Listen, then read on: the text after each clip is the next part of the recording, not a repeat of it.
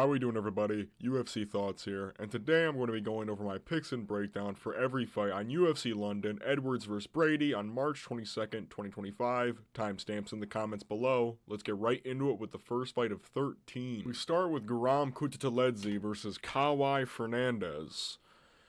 Even though I don't think he should be as big of a favorite as he is, I'm going to go with Guram in this one. I think that stylistically, where I think both can have a bit of success against one another is maybe in the clinch and grappling. On the feet, it'll be quite even. Guram is a little bit slower than Kauê, which is something that might pay a detriment. That's something that we've seen him struggle with, is people who are quicker than him, like Jordan Vucenic, for example, who was extremely quick with his punching speed, and that really offset Guram in the early setting of that fight.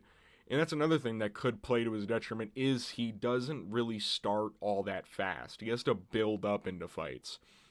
Kauê Fernandes, brutal low kicks. His actual striking with his hands isn't what I would like. It's kind of a bit loosey-goosey. I think Guram is a bit more technical than Kauê. But I also believe that Kauê Fernandes' grappling is not that great. I think his takedown defense we saw in the Mark Jacasey fight is pretty bad. And Guram has underrated grappling when he needs to use it, like in the Jordan Vucenic fight, like in the Damir Ismagulov fight. He even used it against Elvis Brenner in moments. His takedown defense is suspect in moments, but his actual grappling ability, he's able to scramble with Mateusz Gamrot. He's able to scramble with Damir Ismagulov. Kauê Fernandes is getting controlled for half of entire rounds by Mark Jacasey. And I know Guram in the first round against Elvis Brenner got controlled for quite a bit of time. Elvis Brenner's a big fucking guy for lightweight. Kauê Fernandes isn't Elvis Brenner sized.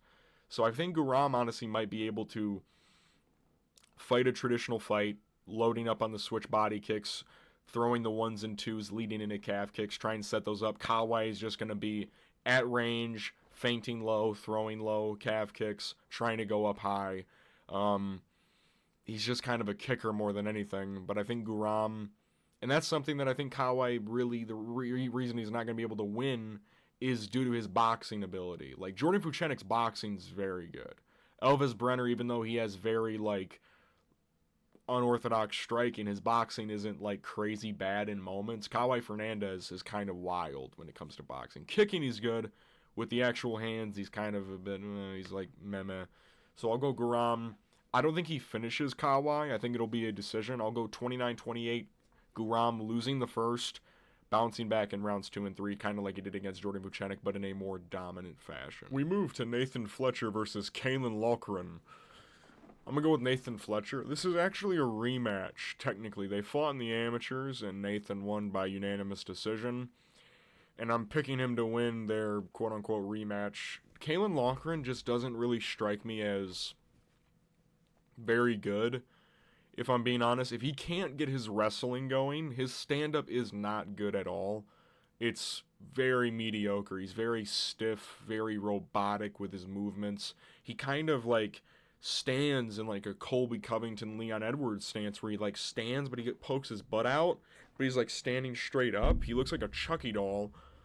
He's so slow for bantamweight. I don't get it, how he's so miraculously slow and robotic for this weight division. Nathan's stand-up isn't nothing to write home about either, if I'm being honest, but it's better than Kaolan because he's just a bit faster, and Kaolan tries his hardest to be super technical and, again, I got to match the trajectory on every jab. Nathan Fletcher will just throw to set up takedowns. And that's something, I think Loughran's going to be a bit stronger than Nathan Fletcher. I think that's a guarantee just based on builds. But I think Nathan Fletcher is a bit more technical than Loughran. Kaolan couldn't really get anything going against a small Jake Hadley. I get Jake Hadley, he's weirdly, he's got a weird, tweener size for flyweight and bantamweight, but Loughran did nothing in that fucking fight. He walked him down and did fuck all. Nathan Fletcher is coming off fighting Gigantas Ramashka, who is fucking huge for bantamweight, may I add.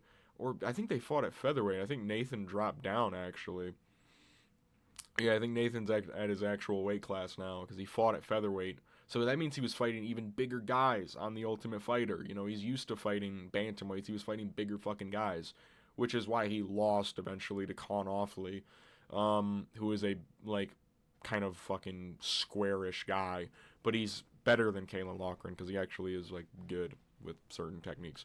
Nathan Fletcher, I think he'll be able to wrestle offensively. He sets his takedowns up way better. Caolan might just run into him trying to set up things. I've seen Loughran get, like, somewhat tripped by Jake Hadley in moments.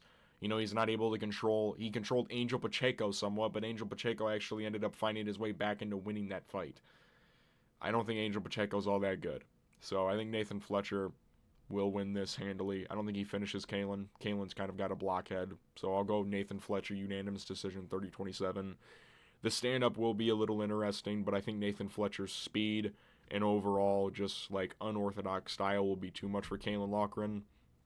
In the grappling, I think Nathan's just more technical. So, yeah. We move to Shauna Bannon versus Puja Tomar.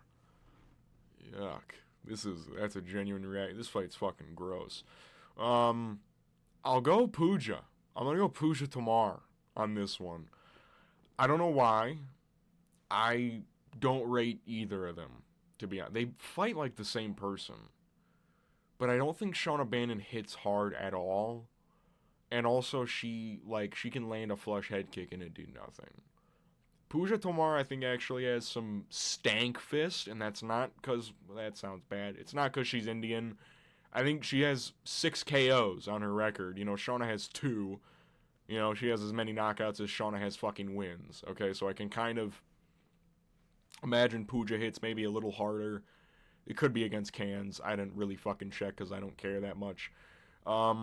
They're both going to be going for side kicks to the body. Puja is a little quicker. Shauna Bannon kind of she'll just lift her leg and dart across. She'll, like, bounce on one leg across the octagon, and she gets caught for it a lot. You know, she had a very weird performance against Bruna Brazil. Kind of got worked in that one. Got a weird performance against Alice Ardelian as well. You know, Puja Tomar, she beat High-End Dos Santos, which... That win is, you know, alright, I guess. High-End did lose to fucking Talitha Alencar the fight before, yeah? Which isn't great, but... You know, Puja, she was able to strike with her, and High-End is a more aggressive, more, you know, like I said, aggressive striker. She moves forward the entire time. Shauna Bannon will give up some cage. She won't just, like, be walking down Puja the entire time. And even though Puja has short arms... You know, sub 60-inch reach is not something I like at all. She's quick to make up for it. She's actually going to be quicker than Shauna Bannon in this fight, I believe. And I think she'll have the bigger moments. Shauna Bannon does give up a lot of big things to her opponents. Pause. So, I don't really care. I think Puja can win. She's an underdog as well. I feel like it'd be funny if she won. So, fuck it. I'll go Puja. We've seen bigger underdogs win literally last weekend. So let me hit Puja Tomar. I'll go... I don't think she finishes Shauna. I think she'll win a split decision, 29-28. Boom. We move to Christian Leroy Duncan versus Andrey Pulyaev. I'll go with CLD. I think he can TKO Andrey late in the first or early in the second. Andrey's good. He's very good for his style. Very long, very rangy striker at distance, kind of, you know, using the 1s and 2s, using a front kick to the body.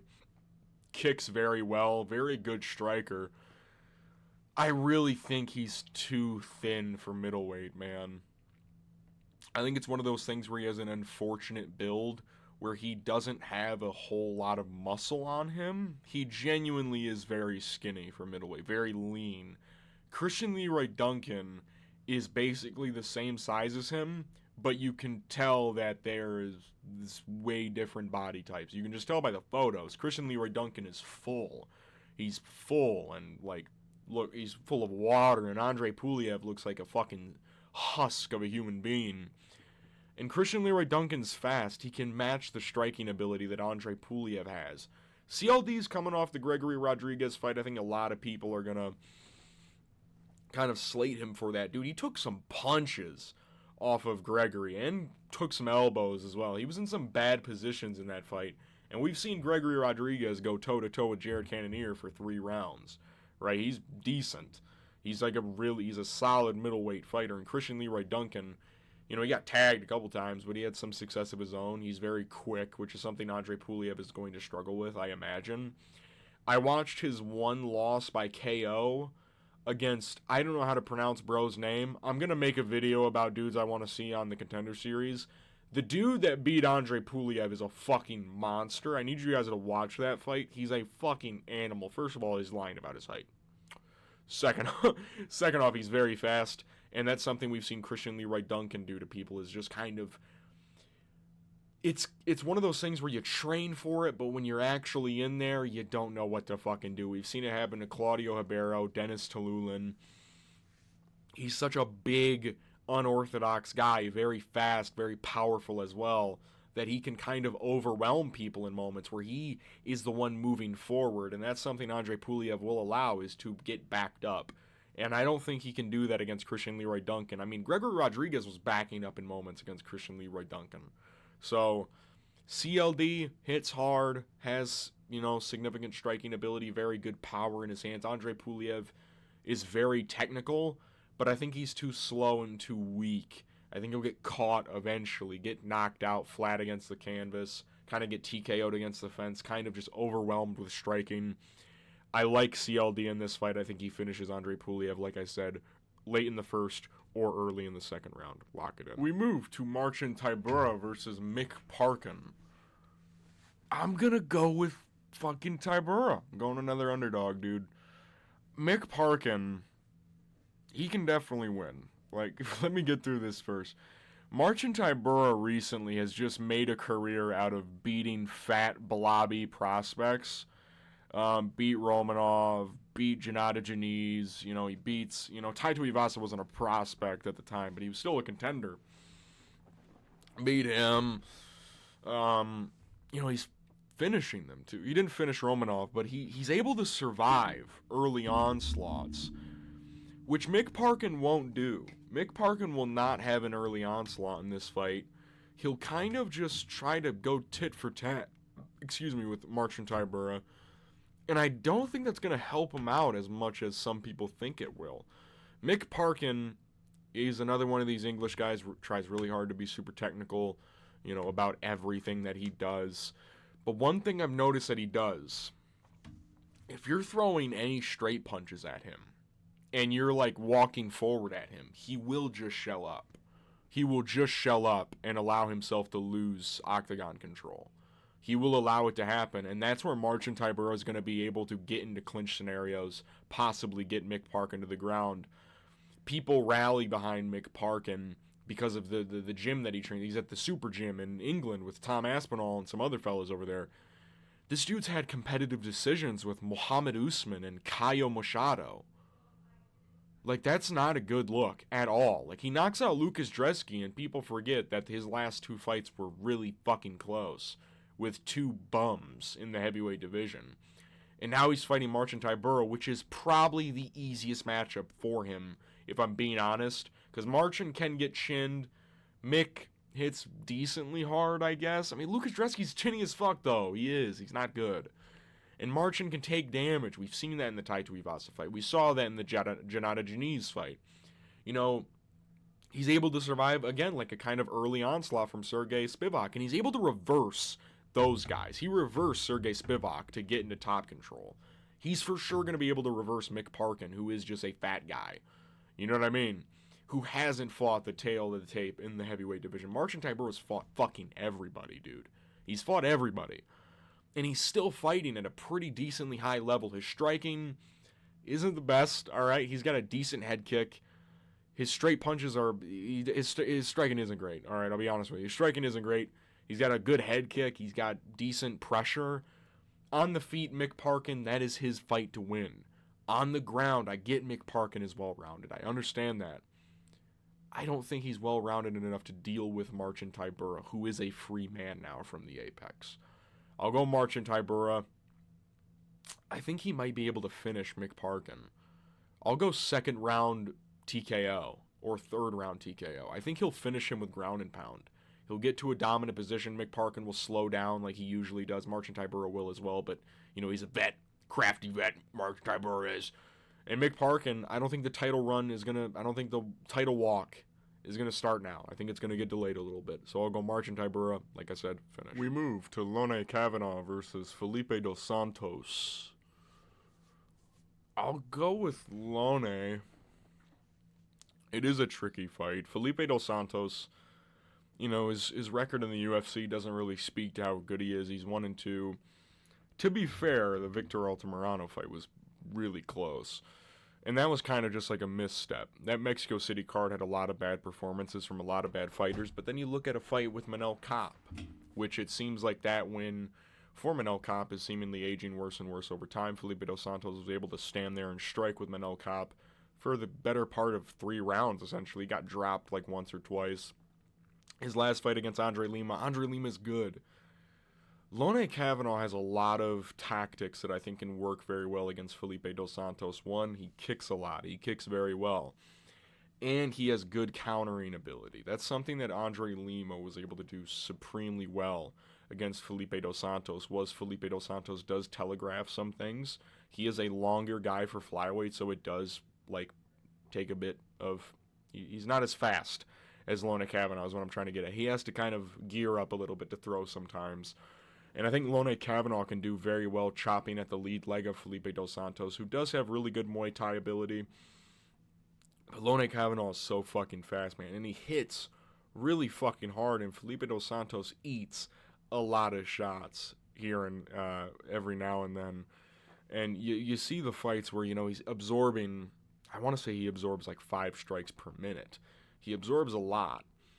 And also Loughran Kavanagh can mix it up a little bit as well. And, he fought a tall, rangy, undefeated guy in Jose Ochoa last time out. I haven't even brought that fight up for Loughran Kavanagh. And prior to that, he fought Antoine, how do you say, is it Antoine or Antoine Ho? He was 6-0. He knocked him out, too. Well, he didn't knock out Jose Ochoa. He made it very competitive with Jose Ochoa. But again, that's another big fucking finisher at flyweight. He's able to stand up and bang with him for quite a bit, just kind of out damage him in moments, kind of out throw him. Felipe dos Santos is going to have the volume in this fight. I believe Loughran is going to have the damage. I think he's going to beat up the lead leg of Felipe dos Santos. He has better timing on low kicks than Andrey Lima does. Andrey Lima started to gain momentum and kind of be able to time them a bit better, but Loughran Kavanagh is quicker than Andrey.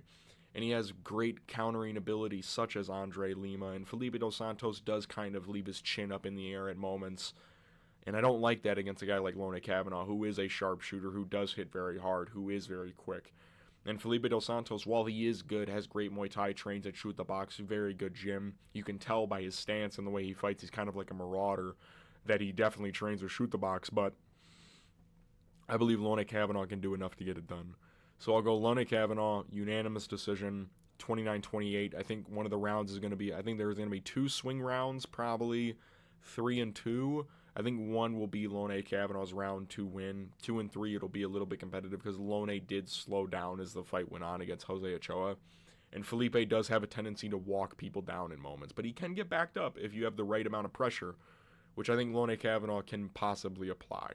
So I'll go Loughran Kavanagh, unanimous decision, lock it in. We move to the featured prelim, Jai Herbert versus Chris Padilla.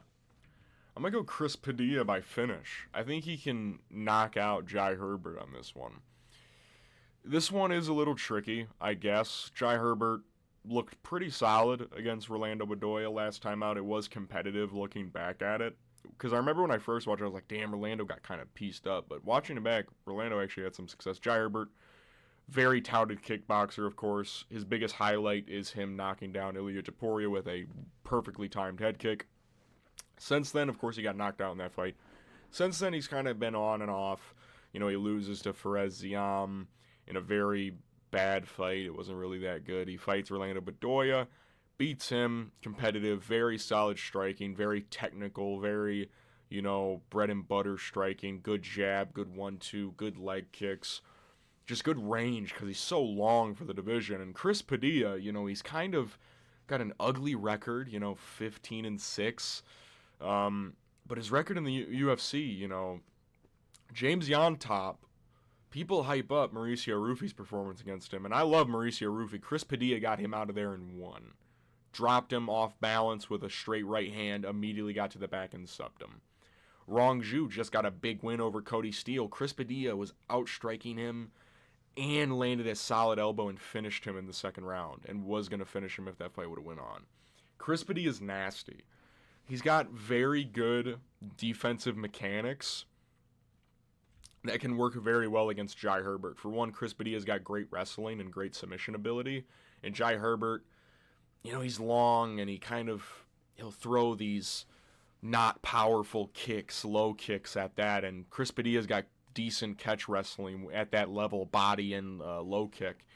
And Jai Herbert, he kind of isn't the fastest guy anymore. He's still pretty quick, but I think Chris Padilla is actually going to have a bit of a speed advantage here. And Chris Padilla, the weapons he has work very well against Jai Herbert. A low kick works very well against Jai Herbert. That was something that Rolando Bedoya really focused on and centered on in their fight. And I've seen other people have success at that. Chris Padilla's got a good jab that can offset Jai Herbert's. Good head movement. Like I said, good defensive mechanics. He doesn't really get hit all that often cleanly. And he knows when to brawl and when to strike at range. He's got weirdly long arms for his frame. He's only 5'9", but he's got a 74-inch reach. Weirdly long arms for a shorter guy. He's literally Conor McGregor build. And Chris Padilla, he hits hard. And, he's able to find big moments. And he's got good counter-striking ability. He sets up things very well. Good low kick, good teep to the body. He sets up things beautifully. Jai Herbert, he's older as well, 36 years old. He's been shinned a couple of times. It's not a great look. You know what I mean? Francisco Trinaldo, Ilia Topuria. I'm pretty sure he got knocked out by somebody else. I can't put my mind to it. But, Jai, he's been brutally chinned and hurt in his UFC career and prior to that as well. And I think that Chris Padilla is going to be able to find a shot like that at some point in this fight. I'll go second round is when he'll be able to find it. Jai Herbert and Chris Padilla, it'll be mostly tit-for-tat striking, I believe, in the early goings. Chris Padilla will suddenly start to find a little opening and start to find his range and his striking ability. Jai Herbert is a little bit lower output than I'd like against a guy like Chris Padilla. So I'll go Chris Padilla by second round finish. Lock it in. We move to the start of the main card. Nathaniel Wood versus Morgan Charrière. I'm going to go with Morgan Charrière. By the way, he is backwards. The UFC website sucks. This is honestly just like a mere matchup. If I'm being totally honest with you, both are very technical strikers. Both love the low attacks. Both love straight shots and hooks and love to counter off of people throwing naked low kicks, and they love combination striking. They're both very good. I truly believe that the difference in this fight is going to be the fact that Morgan just hits harder. I truly believe that.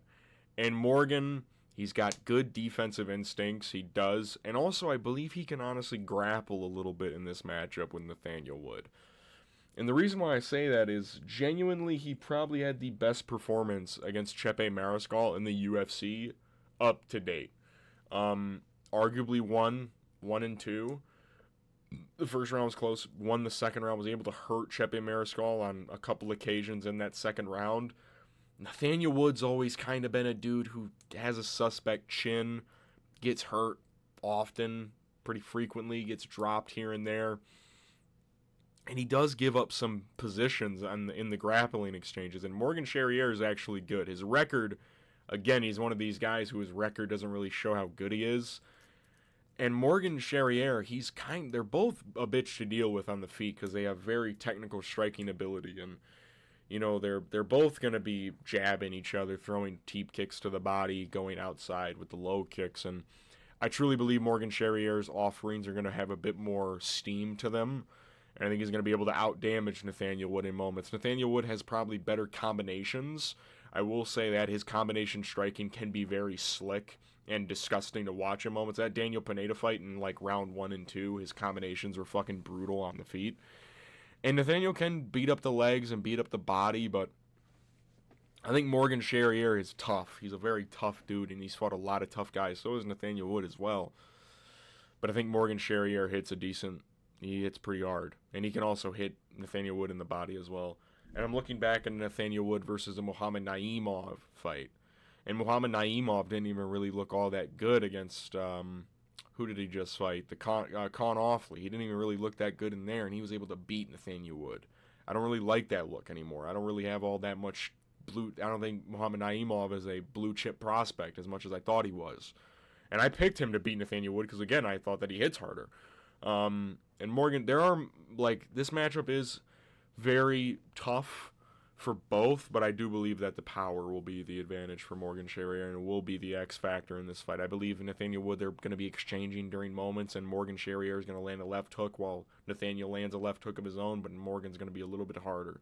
And it's going to have a bit more of a reaction. He's going to throw teeps to the body. They have a bit more of a reaction. They're both going to be chewing each other's legs up. Morgan's going to be a bit more strong. People forget Nathaniel Wood was a bantamweight at one point. So I'll go Morgan Charrière. I think he can finish Nathaniel Wood in like the second or third round, possibly. I think Morgan Charrière has the power to do that. So I'll go Morgan Charrière by finish.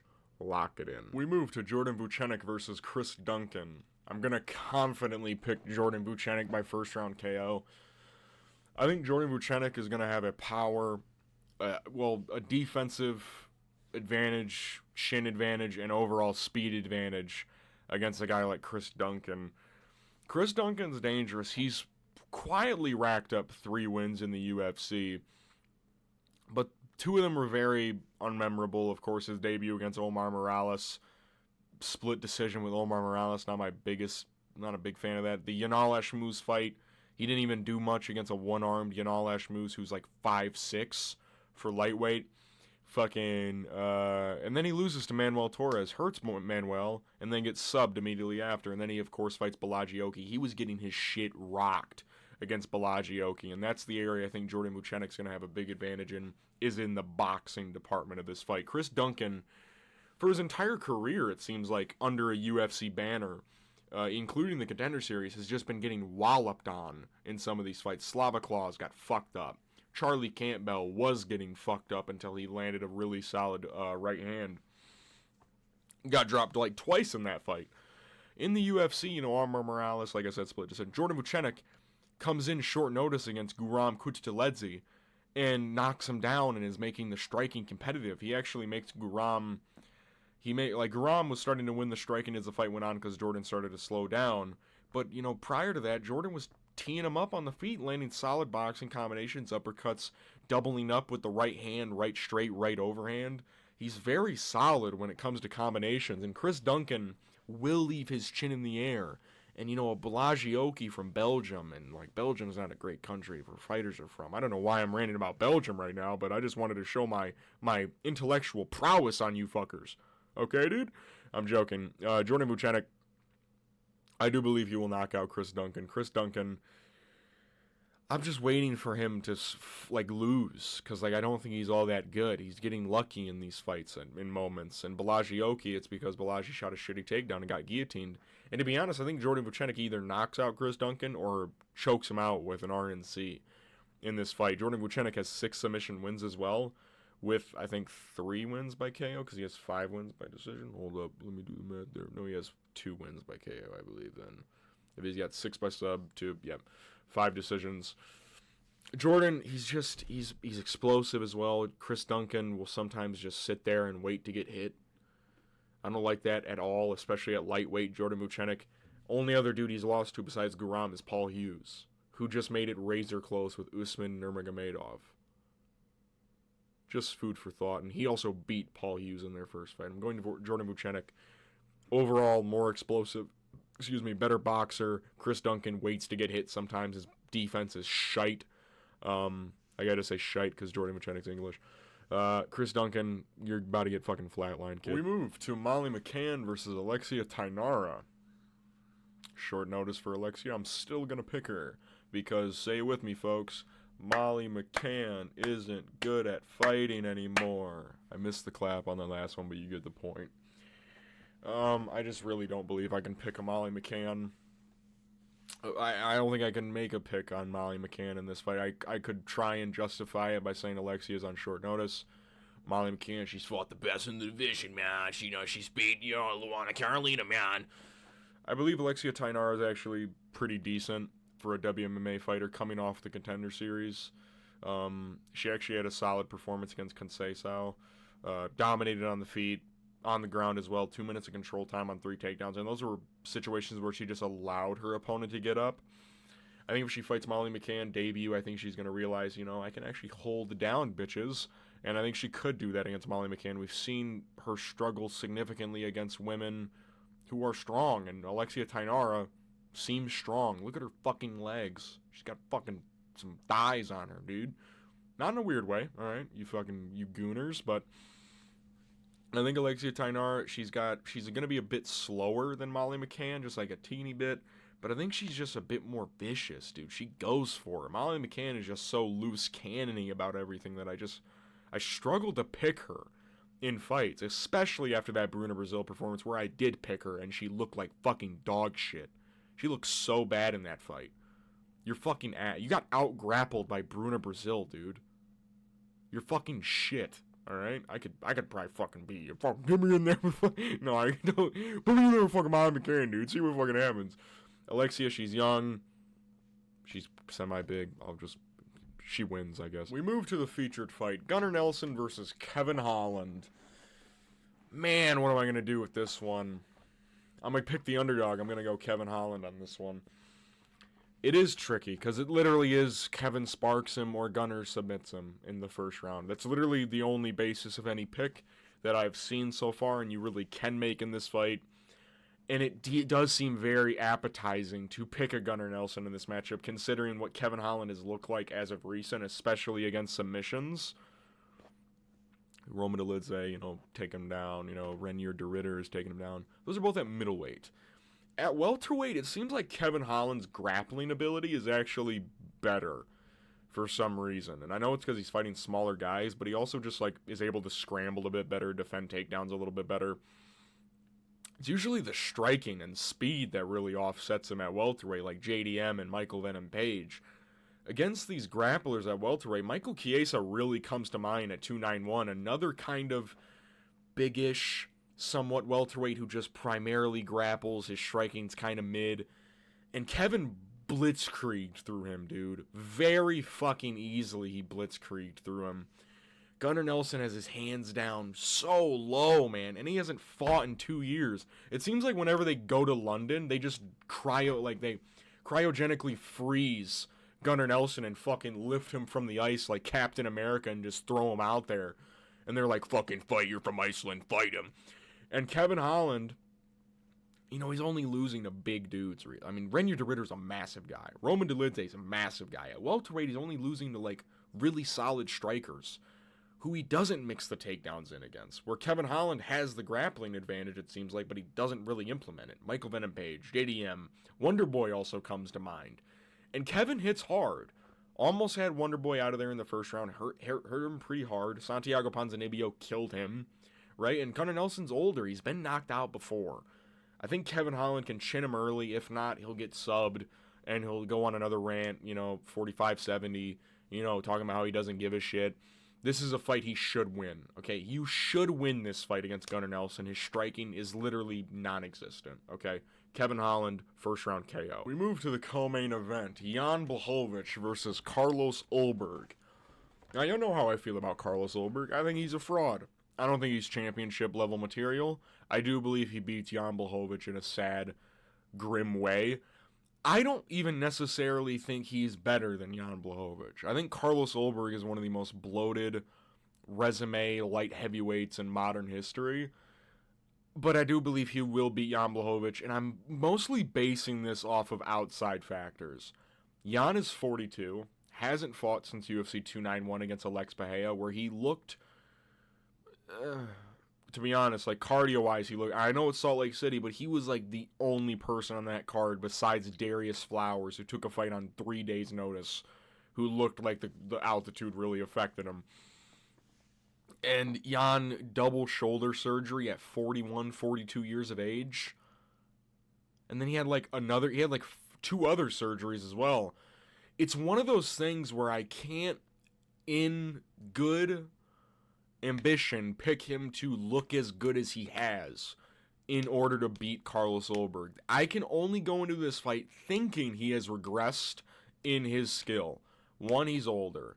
And I know that's like, in light heavyweight, age doesn't entirely matter, but it kind of does when you're dealing with athleticism. And Carlos Ulberg, even though I don't think he's insanely good as some people make him out to be, he is athletic.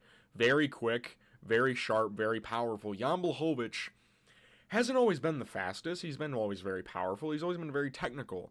I don't imagine he's going to be as fast. I don't imagine he's going to be as technical. I think he's going to have some mistakes here and there as well. Carlos has some weapons that can also be applied against Jan Blachowicz. Low kicks. I know Jan Blachowicz can go low kick with anybody, but Carlos Ulberg can check low kicks as well. Unless Jan goes to shin, which he sometimes does. He did it very well against Israel Adesanya.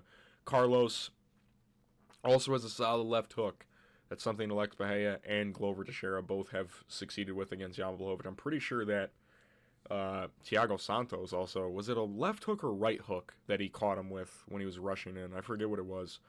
Carlos, he's very fast, very rangy for the division as well, just very long, and he's younger. And Carlos is 34, which isn't that young, but he's 8 years younger than Jan Blachowicz. That just puts it in perspective how the age gap is in this fight. Carlos, I imagine he's going to pepper him up from range, land through the guard. That's something Carlos Ulberg does very well, is landing past people's guards. I know Jan Blachowicz sometimes does the forearm defense that Alex Bahia and another guy on this card, Chris Padilla, sometimes will do, where they just throw their forearms up, catch him on the forearms. Carlos Ulberg is very good at finding ways through that and being able to land over the top, land over your guard. And that is something that he does very well. He has decent teeps to the body. He has good takedown defense as well, which is something that will eliminate the grappling side of Jan Blachowicz. I don't know. I just don't see this as some guy that Jan Blachowicz can grit and craft through like he has so many others before, sadly, in a fucked up way. So I'll go Carlos Ulberg by unanimous decision, 30-27. I cannot in good mind and heart think that Jan Blachowicz is going to be as good as he was after all the shit that has happened in the offseason, so I will go Carlos Ulberg. We move to the main event. Leon Rocky Edwards versus Sean Brady. I'm going to go with Leon Edwards on this one. I don't believe Sean Brady has that Bilal factor in him. I don't believe he does. Listen, it's going to be a weird fight, because this is a stylistic nightmare for Leon Edwards. It always has been a pressure-style wrestler who is able to push you back on the feet, like Kamaru, like Bilal, right? In recent memory, those two guys, that's why a lot of people were picking Colby Covington to beat him. But that was a very neutered Colby Covington that Leon Edwards fought. Sean Brady is coming off the Gilbert Burns win, which, looking back on it, Gilbert just does not look good. Michael Morales is going to fucking murder him when they fight at 315. I'm looking at this, Sean Brady, he doesn't really have the Bilal takedown bag. If his takedown is layup animation, if you will, isn't the same as Bilal. Bilal's bag is a little deeper. He has a lot more strength and powerful takedowns. Sean Brady tries to be a bit more of a technique wizard, kind of beakers and test tubes kind of guy. He'll blast a double leg every now and then, shoot a single leg in the center of the octagon. He does a lot of his best work against the cage, though, working against the wall of the octagon and driving a single leg, running the pipe on it, trying to get trips inside on the outside step, or outside foot rather, and Bilal was able to just pick up Leon and slam him a bunch of times.